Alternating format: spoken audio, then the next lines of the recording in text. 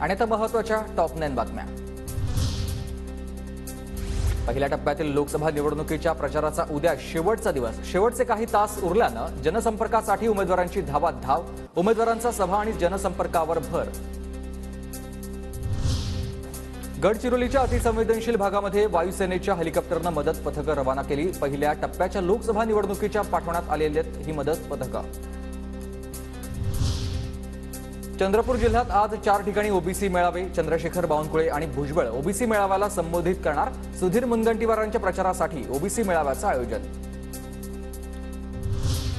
निवडणूक चिन्हाबाबत अजित पवार गटाकडून वृत्तपत्रात पुन्हा जाहिरात। राष्ट्रवादीचं घड्याळ चिन्ह न्याय प्रविष्ट, जाहिरातीमध्ये उल्लेख आहे।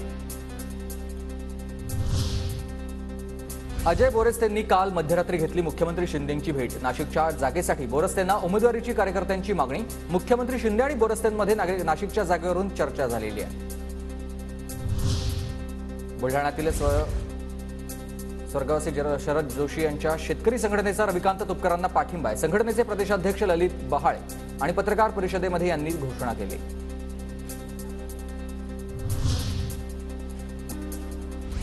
पनवेलमधील हरिग्राम गावामध्ये गोळीबार प्रकरणातील आरोपींचं महिनाभर वास्तव्य। हरिग्राम गावातील राधाकृष्ण अपार्टमेंटमध्ये राहूनच आरोपींनी कट रचला होता। मुंबईत सलमान खानच्या घरावर गोळीबार करणारे दोन्ही आरोपी अटकेत। गुजरातच्या भुजमधून दोन्ही आरोपींना मुंबई पोलिसांच्या गुन्हे शाखेकडून बेड्या। आरोपींनी वापरलेल्या शस्त्राचा शोध सुरूच।